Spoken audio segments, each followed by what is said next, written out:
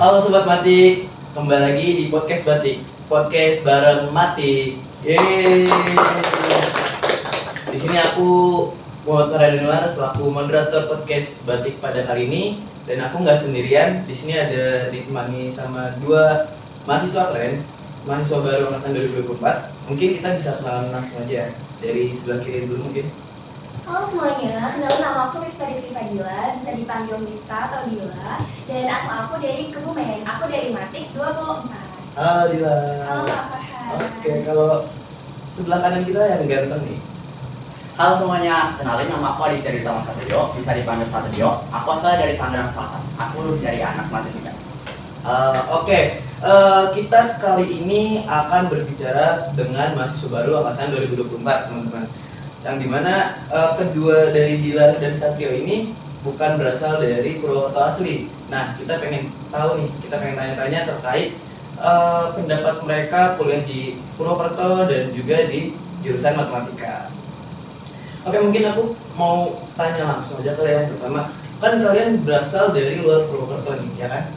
Yang dimana kalian pasti ada dong culture shock masing-masing dari daerah asal kalian tiba-tiba ke Purwokerto yang kalian nggak tahu kotanya kayak gimana dan hidupnya kayak gimana, itu kalian pandangan kalian gimana? Mungkin dari Satria dulu. Kalau aku dari Tangerang Selatan ya, yang hitungannya agak kota. Terus Purwokerto yang kulturnya tuh masih yang kayak agak desa. Jadi aku agak shock tuh karena di situ orangnya ramah-ramah banget. Kayak misalnya aku lagi beli makan atau apa, kayak kadang mas-mas atau mbak-mbak suka ajak ngobrol, terus ramah banget, senyum terus. Kalau di tempat asal tuh kayak cuek aja gitu, kayak ya udah ngelayanin biasa aja. Berarti emang di Purwokerto ini emang orang-orang yang bilang gitu ya? Ramah banget. Oke. Kalau dari Dila sendiri? Kalau dari aku sendiri, asal kan dari Kebumen ya, aku tuh malah kebalikannya dari si Satrio nih. Kalau Kebumen itu bisa dibilang lebih desa ya daripada Purwokerto. Jadi aku pertama kali ke Purwokerto aja ya, itu masuk ke kafe, itu cara pelayanannya tuh beda dari kafe-kafe di Kebumen. Dan kayak itu culture shock pertama aku sih, kayak kaget banget karena sebelumnya bahkan Kebumen kan bisa dibilang kayak mall baru satu gitu, gak kayak di sini. Jadi kayak ya aku lebih ke apa ya itu ya, budaya, bukan budaya sih, mungkin dari karena Purwokerto aku mandangnya tuh lebih kota dibanding Kebumen tadi sih. Wow, berarti kita bisa simpulkan kalau misalnya dari Satrio itu backgroundnya emang berasal dari Tangerang, yang dimana itu kota sudah lebih maju dari Purwokerto. Dan dari Dila sendiri bahkan lebih ke Purwokerto itu lebih apa ya, lebih terbalik dari Satrio gitu teman-teman. Jadi ada dua sudut pandang yang berbeda gitu. Oke. Terus juga nih aku mungkin mau tanya, dari Dila itu masuk ke matematika unsur ini lewat jalur apa? Aku kebetulan SNBP sih. Wow, SNBP keren, pasti jalur hoki. Iya benar banget. Oke. Enggak dong, pasti kan udah ada perjuangan 3 tahun sebelumnya kan di SMA-nya. Iya, berjuang mungkin. Jadi aku merasa hoki sih ya. Oke, kalau Satrio? Aku kebetulan jarang SNBT. Oh, SNBT berarti emang benar-benar kerasa perjuangannya ya? Kerasa banget. Tidur nggak bisa. Iya, nggak tidur, kayak apalagi tuh sehari sebelum SNBT kayak stres banget, nangis kayak oh ini nanti gimana cara ngerjainnya. Oke, kalau misalnya dari kalian berdua nih, pendapat kalian kan kalian udah mengikuti perkuliahan ini kurang lebih 3-4 bulanan ya. Kalian udah melewati fase-fase di mana dari aspek universitas sampai aspek jurusan itu, tanggapan kalian gimana dari aspek S3? Kan kita di unsur ini ada aspek namanya Sudirman Sadim kan S3. Itu sampai ke aspek jurusan itu gimana perasaan kalian? Dari ini yang Dila dulu. Aku lagi. Ya. Oke. Kalau dari aku, yang aku takutin pertama kali aku masuk kuliah itu masalah teman sih, jujur. Nah, tapi nih pas pertama kali FGD S3, aku kan SNBP nih. Nah, pertama kali FGD yang offline langsung itu, aku benar-benar nggak expect kalau ternyata kelompok aku tuh se-welcome itu, dan ternyata teman-teman yang keren-keren, dan ternyata nggak setelah itu dapat teman itu sih. Terus pas S3 itu kan ada tuh yang konser. Nah, aku kebetulan bagian di gelombang 2, jadi dapat pas konsernya. Mau dia Iya. Indah. Wah. Bukan. Mau dia Indah yang Mau dia Indah yang pertama. Iya. Yang Wismas Mes belum bagus. Oh, yang Iya. Wismas. Oh, oke. Nah, terus ternyata tuh asik banget. Terus juga pas di Kansel itu kan kayak pertemuan terakhir kita nih, bisa dibilang itu kayak kita ada momen mengharukan lah ya. Terus lanjut ke lab juga jujur aku nggak expect banyak, ditambah karena ya aku mikir kayak sih kayaknya paling seru gitu deh. Terus karena ini mungkin karena lingkupnya cuma fakultas, bayangan tuh kayaknya ini nggak bakal yang begitu wah banget. Ternyata banyak banget kejutan-kejutan tak terduga yang itu tuh nambah kayak pengalaman, terus juga ya memorable banget lah buat aku. Terus ditambah dari teman-temannya juga yang asik-asik. Terus lanjut juga habis itu di makrab. Iya. Nah, makrab ini jujur aku ngerasa ini tuh aspek paling seru sih buat aku. Makrab matik tuh seru banget buat aku ya, karena mungkin gimana ya, awal jujur sebenarnya pas awal dapat kelompok nih aku kayak sama kayak pas dulu kayak expert banget. Ditambah pas pertemuan pertama mungkin karena teman-teman kelompok aku tuh masih malu-malu gitu ya, jadi kayak aduh ini kayaknya bakal kaku banget, bakal gak seru nih. Aku awalnya tuh mikir gitu tuh, dan tapi ternyata pas udah kita mulai kelompokan, terus juga mulai ketemu, terus kita main, terus ditambah pas hari H makrabnya itu ternyata seru banget karena ternyata mereka tuh seasik itu. Jadi kayak nggak yang begitu ambisius buat menangin semuanya, cuman kayak kita di-enjoyin aja, kita asikin bareng, dan ternyata seseru itu paling seru sih. Bener-bener aspek yang paling seru adalah aspek makrab, aspek jurusan dari matematika. Mungkin dari Satria ada pengalaman seru atau yang ingin diceritain? Kalau dari aku sih sama banget kayak ini. Soalnya kayak aku kan dari luar kota, terus kayak di sini tuh aku bener-bener nggak kenal siapa-siapa, jadi kayak hitungannya aku mulai dari nol lagi. Jadi kayak aku takut banget, aku tuh nggak bisa dapet teman.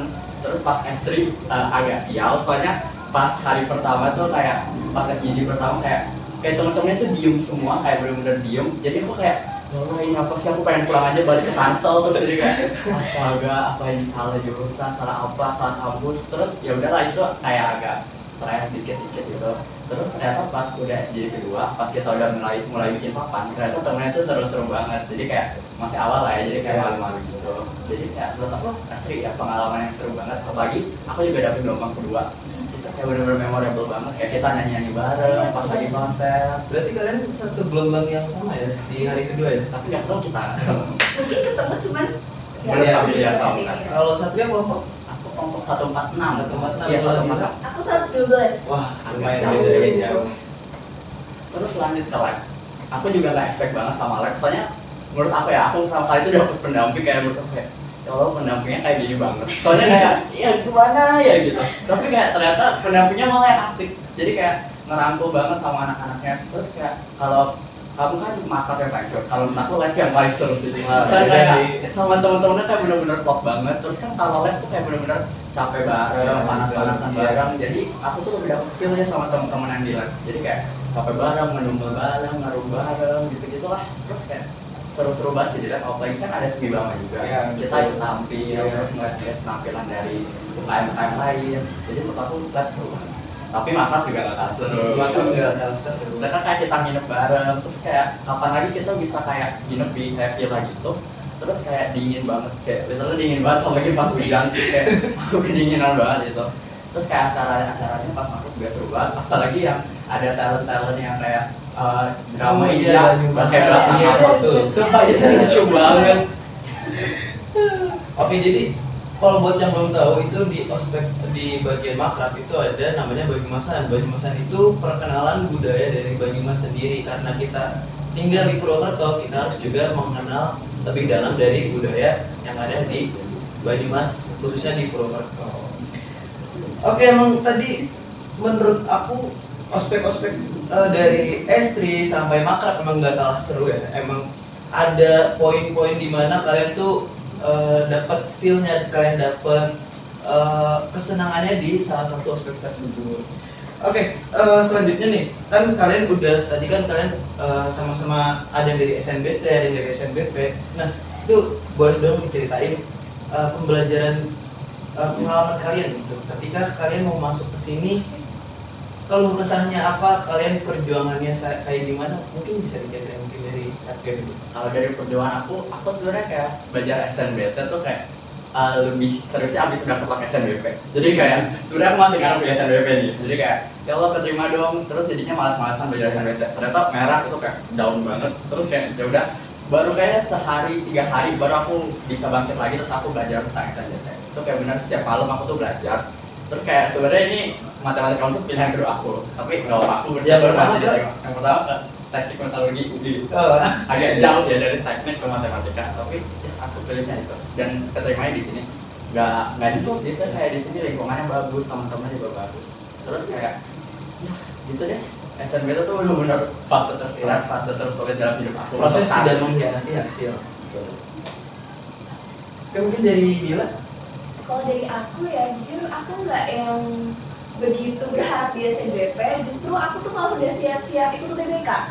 Nah, ternyata biru tuh, oh ya udah tuh, aku langsung keluar dari grup UTBK kayak aku, oh berarti udah aku nggak usah belajar UTBK gitu kan, udah nggak usah belajar lagi gitu. Kalau aku bisa bilang kayak, kayaknya SNBP nggak bakal lolos nih gitu kan, ternyata malah lolos, ternyata malah ikut biru, karena emang ini pilihan pertama aku sih. Oke. Ya, benar. Berarti dari pas pengumuman lolos SNBP kamu udah kayak udah membuang semua beban kamu tuh, melepas beban-beban yang ada Iya. di pikiran kamu tentang overthinking kamu mau kuliah di mana, Iya benar banget. kuliah di jurusan apa, Iya, udah lepas beban iya. itu. Malah justru kayak overthinkingnya tuh sebelum keterima gitu, sebelum SNBP tuh kayak udah siap-siap. Oke ini aku harus kemana nih kalau misal nggak lolos gitu kan. Ternyata malah lolos, oh ya udah deh, nggak bakal UTBK nih gitu, udah santai nih. Nah tapi nih ada minusnya juga buat aku. Iya. Kalau SNBP sendiri buat aku keterima di luar SNBP itu kan ada gap berapa bulan ya itu, dari bulan Maret 3 sampai 4 sampai bulan. ya, gitu. Sampai kita mulai masuk ke ada matkul tuh, terus kayak bisa dibilang otak aku tuh kayak udah nge-freeze gitu loh. Iya. Jadi kayak mulai lelah dan aku sendiri kayak aduh ini apaan gitu, aku udah lupa. Itu sih minusnya. Jadi kayak aku sendiri ngerasa ada struggle pas mulai matkul gitu. Oke, berarti emang dari Satrio sama Dila ini emang ada plus minusnya teman-teman. Ada yang keterima di SNBP minusnya kayak gimana, plusnya kayak gimana.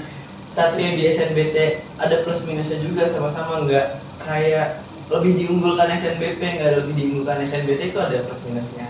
Oke, terus aku juga mau nanya nih, kan kalian dari apa ya, dari bukan asli orang Purwokerto, kalian di sini ngerantau gitu. Kalian buat cara dapetin teman kalian itu kan di MIPA ini kebetulan ada yang namanya kepanitiaan nih, ya kan? Buat kita lebih mengenal lagi nih teman-teman dari jurusan lain, dari fakultas lain. Nah, coba dong bagi pengalaman kalian nih tentang keikutsertaan kalian di kepanitiaan yang ada di MIPA maupun di UNSUR.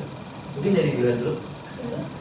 Kalau dari kepanitiaan aku ikut di Musyar sih, musyawarah anggota Himatika. Wow, Nah, iya. ya itu aku di situ Sebagai acara. koordinator? Iya, Oh, koordinator. wow, keren.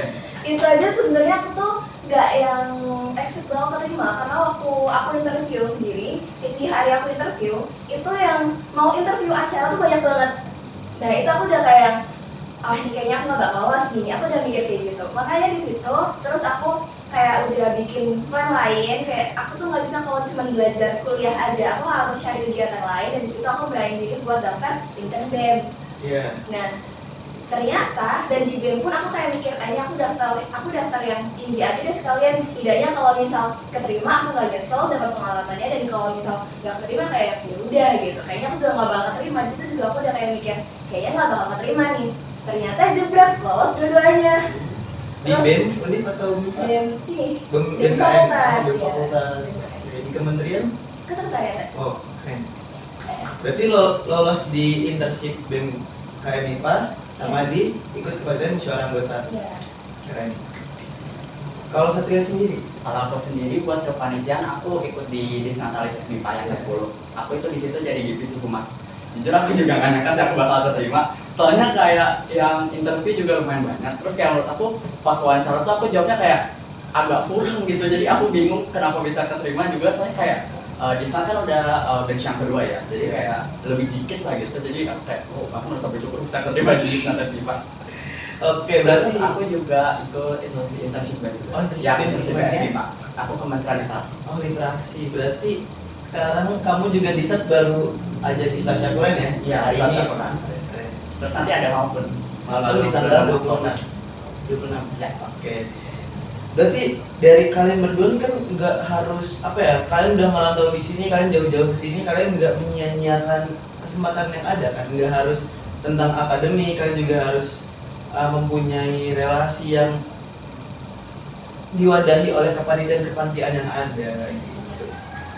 Oke, mungkin yang terakhir nih dari kalian kasih pesan-pesan buat para penonton nanti yang mau masuk mendaftar di matematika unsur khususnya nih. Mungkin dari Satria dulu.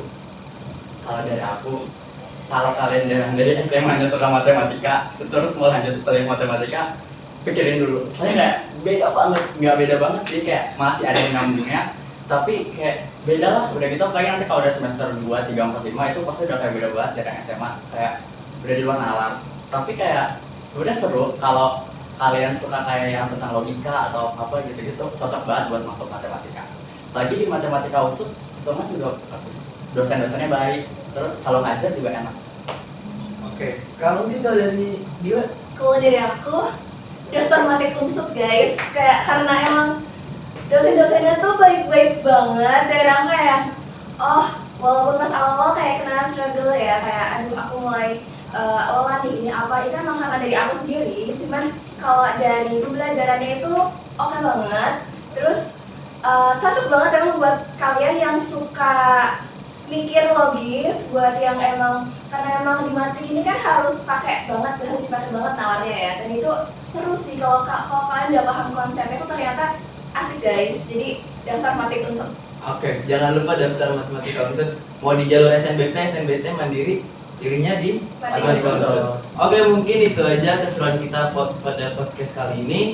Jangan lupa nantikan keseruan kita di next podcast selanjutnya.